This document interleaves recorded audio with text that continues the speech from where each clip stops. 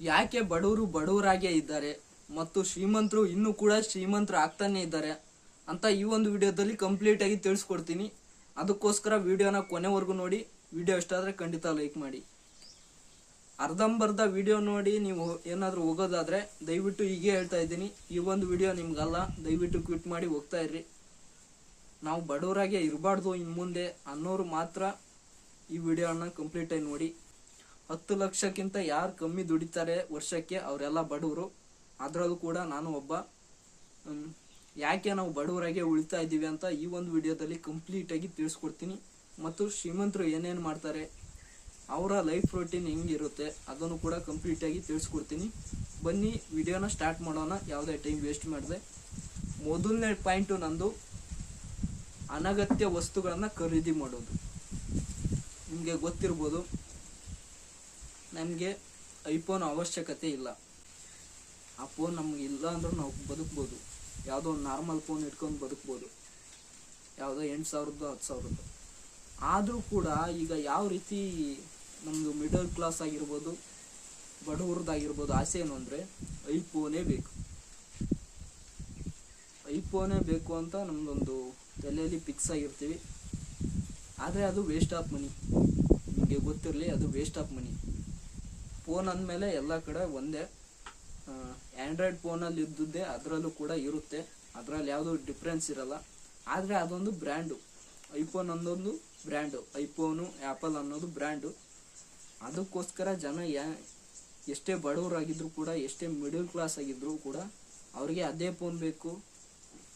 ಅಂದರೆ ಅದು ಇನ್ನೂ ಬಡವರು ಆಗ್ತಾನೆ ಹೋಗ್ತೀವಿ ಹೊರ್ತು ಅಂಥಗಳ ಆಸೆ ಇದ್ದರೆ ಅದರಿಂದ ಏನಾದರೂ ಇನ್ಕಮ್ ಇದೆಯಾ, ಹಾಗಾದರೆ ತಗೊಳ್ಳಿ. ಅದರಿಂದ ಏನು ಯೂಸ್ ಇಲ್ಲ, ನೀವು ಬರೀ ಟೈಮ್ ಪಾಸ್ ಮಾಡೋಕ್ಕೆ ಅದನ್ನು ತಗೊತಾ ಇದ್ದೀರಾ ಅಂದರೆ ನನ್ನ ಅನಿಸಿಕೆ ಪ್ರಕಾರ ನೀವು ಆ ಫೋನ್ನ ತಗೊಳ್ಳೇಬೇಡಿ. ನಾನು ಆ ಫೋನ್ ಬಗ್ಗೆ ಮಾತಾಡ್ತಾ ಇಲ್ಲ.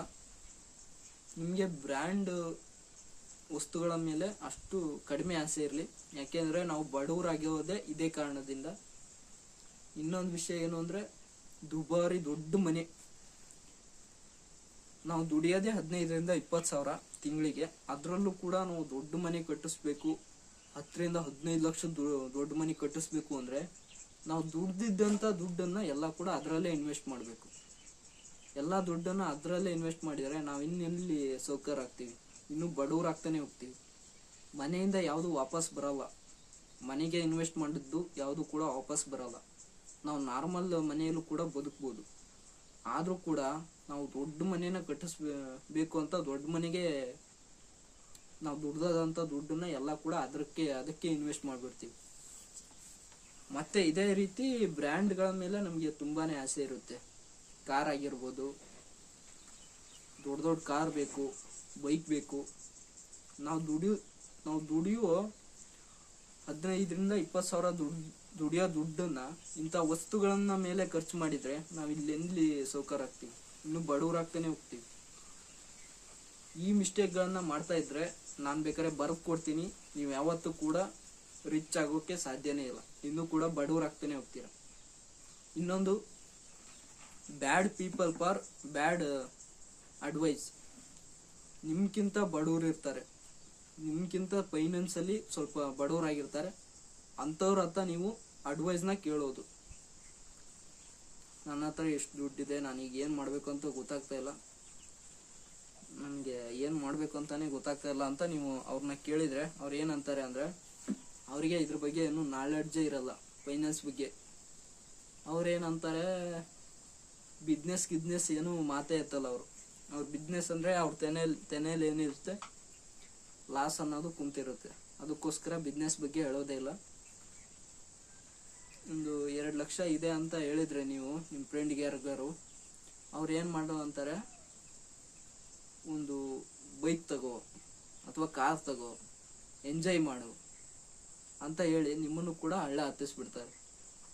ಅದೇನೋ ಸವಾಸ ದೋಷದಿಂದ ಸನ್ಯಾಸಿ ಕೆಟ್ಟ ಅನ್ನೋಗೆ ಈ ರೀತಿ ಅಡ್ವೈಸ್ನ ಕೊಟ್ಟು ನಿಮ್ಮನ್ನು ಕೂಡ ಇನ್ನೂ ಬಡವರಾಗೆ ಉಳಿಸ್ತಾರೆ.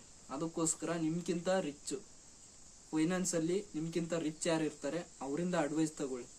ಅವ್ರು ಹೇಳ್ತಾರೆ ಇಂಥ ಒಂದು ಸ್ಕೀಮ್ಗೆ ಹಾಕು, ಅಂದರೆ ಇನ್ವೆಸ್ಟ್ ಮಾಡು, ನಾಲೆಡ್ಜ್ ತಗೋ ಮುಂದೆ ಗೋಲ್ಡ್ ರೇಟ್ ಈ ರೀತಿ ಆಗುತ್ತೆ, ಗೋಲ್ಡ್ ತಗೋ, ಗೋಲ್ಡ್ ಮೇಲೆ ಇನ್ವೆಸ್ಟ್ ಮಾಡು, ರಿಯಲ್ ಎಸ್ಟೇಟ್ ಮೇಲೆ ಇನ್ವೆಸ್ಟ್ ಮಾಡು. ನಾನಿಲ್ಲಿ ನಿಮಗೆ ಇನ್ವೆಸ್ಟ್ ಮಾಡೋದು ಹೇಳ್ತಾ ಇಲ್ಲ, ಅವ್ರು ಈ ರೀತಿ ಅಡ್ವೈಸ್ ಕೊಡ್ತಾ ಇದ್ದಾರೆ. ಹಂಗೆ ಯಾವುದೇ ಗೊತ್ತಿಲ್ಲದಂಗೆ ಇನ್ವೆಸ್ಟ್ ಮಾಡೋಕ್ಕೆ ಹೋಗಬೇಡಿ. ಅದೇ ರಿಚ್ ಪೀಪಲ್ ಈ ರೀತಿ ಅಡ್ವೈಸ್ ಕೊಡ್ತಾರೆ. ಒಂದು ಬಿಸ್ನೆಸ್ ಸ್ಟಾರ್ಟ್ ಮಾಡು, ಸಣ್ಣದಾದರೂ ಪರವಾಗಿಲ್ಲ, ಒಂದು ಟೀ ಅಂಗಡಿ ಹಾಕು, ಅಥವಾ ಏನೋ ಒಂದು ಬಟ್ಟೆ ಅಂಗಡಿ ಹಾಕು, ಅಥವಾ ಏನಾದರೂ ಒಂದು ಅಂಗಡಿ ಹಾಕು ಅಂತ ರಿಚ್ ಪೀಪಲು ಅಡ್ವೈಸ್ ಕೊಡ್ತಾರೆ.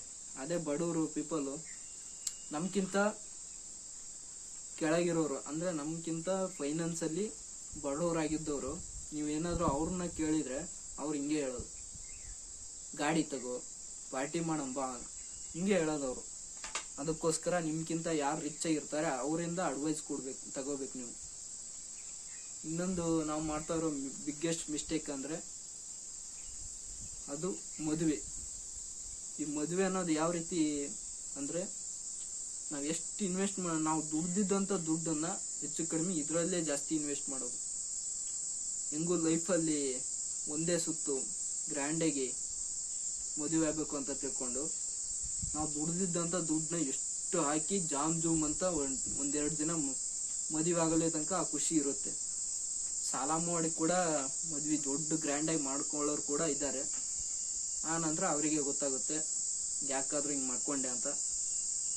ಆರಾಮಾಗಿ ನಾರ್ಮಲ್ ಆಗಿ ನಮ್ಮ ಕೈಲಿ ಎಷ್ಟಾಗುತ್ತೆ, ನಾವು ಬಡವರು ಮೊದಲೇ ಇದ್ರ ಬಗ್ಗೆ ಎಲ್ಲ ನಾಲೆಡ್ಜ್ ಇರಬೇಕು. ನಾವು ದುಡ್ಡನ್ನು ಯಾವುದಕ್ಕೆ ಖರ್ಚು ಮಾಡ್ತಾ ಇದೀವಿ, ಹ್ಯಾಪಿನೆಸ್ಸಿಗೆ ಏನಾದರೂ ಖರ್ಚು ಮಾಡ್ತಾ ಇದ್ರೆ ಅದರಿಂದ ದುಡ್ಡು ಏನಾದ್ರು ವಾಪಸ್ ಬರೋಲ್ಲ ಅಂದರೆ ಅದರಲ್ಲಿ ಖರ್ಚು ಮಾಡೋಕ್ಕೆ ಹೋಗಲೇಬಾರ್ದು. ಇನ್ನೊಂದು ನಾವು ಖರ್ಚು ಮಾಡಿದರೂ ಕೂಡ ಅದರಿಂದ ನಮಗೆ ರಿಟರ್ನ್ ಬರೋ ಹಾಗಿರಬೇಕು.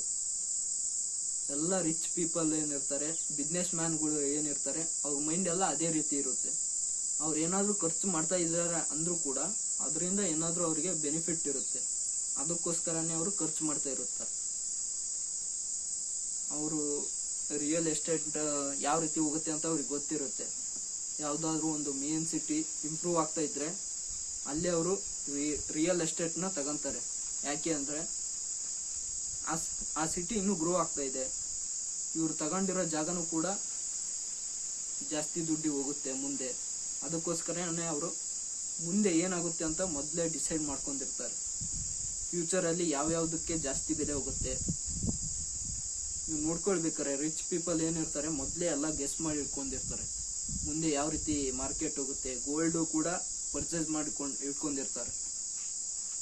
ನಾವೇನು ಮಾಡ್ತೀವಿ ಬಡವರು, ಇವೆಲ್ಲ ಫ್ಯೂಚರ್ ಬಗ್ಗೆ ಏನು ಯೋಚನೆನೇ ಮಾಡಲ್ಲ. ಮನೆಗೋ ಮದುವೆಗೋ ಜಾಸ್ತಿ ಖರ್ಚು ಮಾಡಿ ಇನ್ನೂ ಕೂಡ ನಾವು ಬಡವರಾಗ್ತಾನೆ ಹೋಗ್ತೀವಿ. ನಾವು ದುಡ್ದಾದಂಥ ದುಡ್ಡನ್ನು ಇದರಲ್ಲೇ ಇನ್ವೆಸ್ಟ್ ಮಾಡ್ತೀವಿ. ಆ ನಂತರ ನಾನು ದುಡ್ಡು ಇದ್ದಿದ್ರೆ ಅದನ್ನು ಮಾಡ್ತಾ ಇದ್ದೆ ಅಂತ ಒಟ್ಟು ಯಾವುದಾದ್ರೂ ಮೇಲೆ ಬ್ಲೈಮ್ ಮಾಡೋದು. ಇನ್ನೊಂದು ಬಿಗ್ಗೆಸ್ಟ್ ಮಿಸ್ಟೇಕ್ ಅಂದರೆ ಒಂದೇ ಆದಾಯದ ಮೇಲೆ ಡಿಪೆಂಡ್ ಆಗಿರೋದು. ಇದು ಎಲ್ಲರೂ ಕೂಡ ನಾವು ಬಡವರು ಮಾಡ್ತಾ ಇರೋದೇ ಇದು. ಒಂದೇ ಒಂದು ಆದಾಯದ ಮೇಲೆ ನಾವು ಡಿಪೆಂಡ್ ಆಗಿರ್ತೀವಿ. ಒಂದು ಯಾವುದೋ ಕೆಲಸದ ಮೇಲೆ ಡಿಪೆಂಡ್ ಆಗಿರ್ತೀವಿ. ಒಂದು 20,000 ಕೆಲಸದ ಮೇಲೆ ಅವರೇ ಏನಾದರೂ ತೆಗೆದ್ರು ಕೂಡ ಆ ಕೆಲಸದಿಂದ ನಾವು ತುಂಬ ಬೇಜಾರಾಗ್ಬಿಡ್ತೀವಿ. ಏನಾದ್ರು ಮನೆಗೆ ಬಂದಾಗೆ ಏನು ಮಾಡಬೇಕಂತ ಗೊತ್ತಾಗಲ್ಲ. ಅದಕ್ಕೋಸ್ಕರ ಈಗಿಂದನೇ ಒಂದು 5-6 ಇನ್ಕಮ್ ಸೋರ್ಸ್ನ ನಾವು ಬಿಲ್ಡ್ ಮಾಡ್ಕೋಬೇಕು. ಅದು ನಾವು ಮನೆಗಿದ್ರು ಕೂಡ ಅದು ತಾನೇ ಗ್ರೋ ಆಗ್ತಾ ಇರಬೇಕು. ಆ ರೀತಿ